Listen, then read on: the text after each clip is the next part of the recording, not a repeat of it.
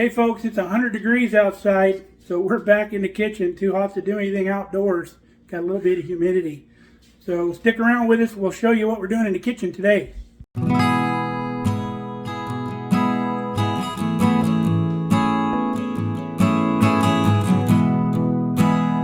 Randy are inside hanging out. Too hot to be out there, huh kid? Huh. Yes it is. So we're doing something a little bit different today. I was in contact this morning with what I call my sister from Japan. If you've hung around the channel for a while, I shared a ways back that my family used to get foreign exchange students from Japan every summer. And we'd have them for 3 months and they would live with us in our house. And they did some activities and stuff as a group as they were here. However, one of the girls that lived with us for that time worked it out where she could go the whole school year here in the United States. So she stayed a whole year with us in our home. Her name's Miki. We've kept in touch, or I haven't kept in touch as much as I should, but she's kept in touch with Mom ever since then. In fact, her and her husband flew my mom and dad to Japan for their wedding when they got married. It was real special for them. So I asked her this morning what was her favorite thing to eat while she was here in the United States. And she said beef jerky that I used to make, but she says beef jerky is really hard for her to make. I said, well, what else did you really enjoy while you were here? She said, I really loved Mom's peach cobbler. So we're going to make that for her, not for her, we're not sending it to her, but we're going to do a video on that peach cobbler for her. And it's different than the peach cobbler that I've shown you on this channel, or the cobbler that we do. And Mom's was always a little bit different. Now that I'm older, I like the more crunchy kind of topping on the peach cobbler.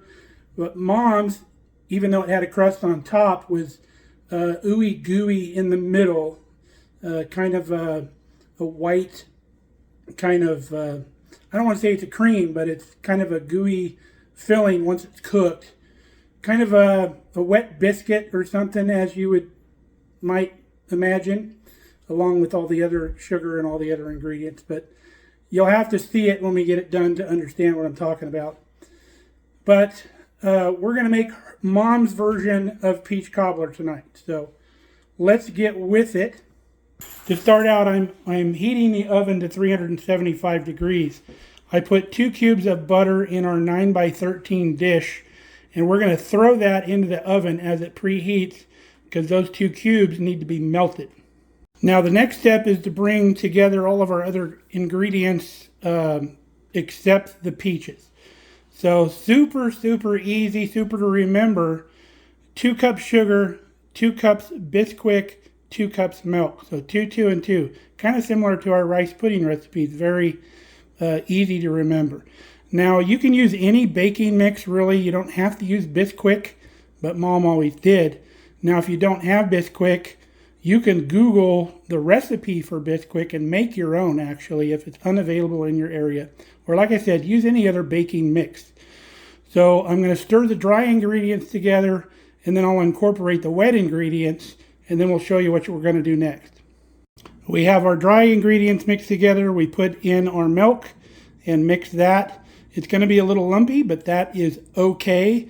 All you want to do is make sure you use like a spatula, scrape the bottom and the sides, make sure everything is moistened, and then we'll use this spatula to scrape this out of here as well. Now you want 2 big cans of peaches.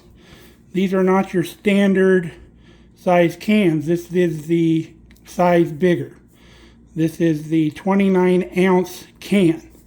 Now these have probably been shrunk as well. They probably used to be 32-ounce back in the day. I remember we used to use 2 quarts of our canned peaches. Now the only thing we want to do is we're going to open these cans and we're going to drain 1 can. The other can we're going to leave the juice in. So our butter is still melting, so I'm going to do that now. We'll open these cans and drain one of them with our little colander here. I'm going to share a tip with you if you haven't seen it on our channel before. If you have a problem taking the lids off your cans, or they don't cut through all the way, you're using your can opener incorrectly. This is the way you use your can opener right here. It cuts the lids from the side instead of through the top. And then your lid comes right off nicely, and there's no sharp edge on the lid. So we've got one can drained and one can still full, and we're going to start getting ready to put this thing together. Our butter is now melted. Keep an eye on it. Make sure you don't run it too long and burn the butter or anything like that. Take it out as soon as it's melted. Now we're going to take our Bisquick mix and we're going to pour it all over through here into the butter. Kind of swirl it around a little bit. You don't have to be too perfect with it. It'll pretty much level itself out as needed.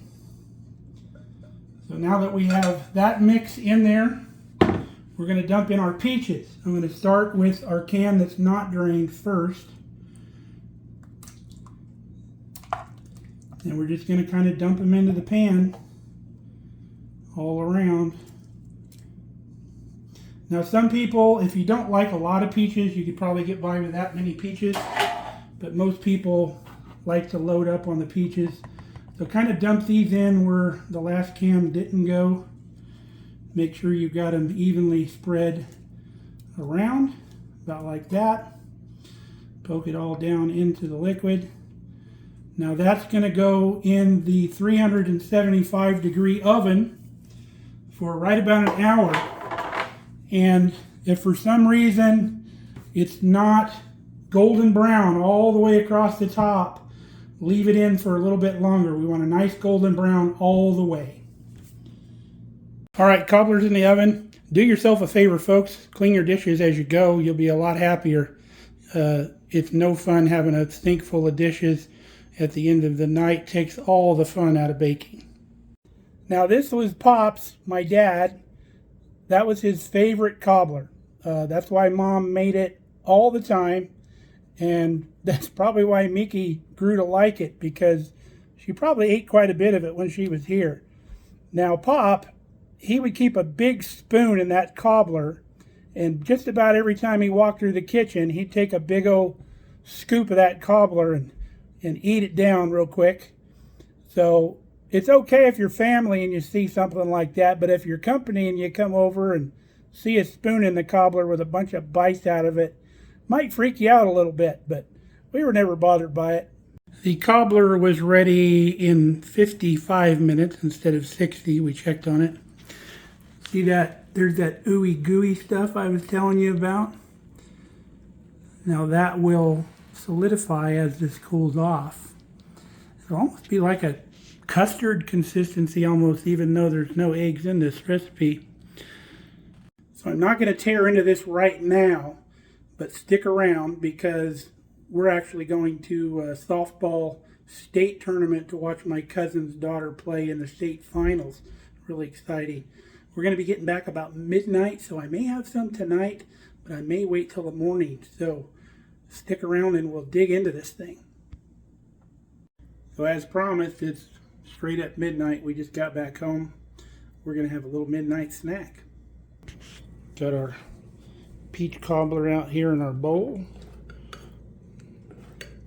Give that a little bite.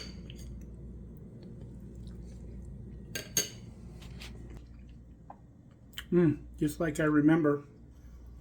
That's Mom's peach cobbler. There you go, Miki. Not hard to make. Super simple. You can make this actually out of any canned fruit as long as it's fruit like in syrup and not like canned pie filling, because that would be a mess. You can adjust the amounts of sugar if your fruit is if it says on the can it's in heavy syrup, it's going to be a lot sweeter. So you may want to cut back a little bit on your sugar. If it's in light syrup, it would probably come out just about right. So, till next time, stay safe and stay healthy. We're going to leave the spoon over here for Pop. We miss you, Pop. We'll see you guys on the next video. We love you. Bye.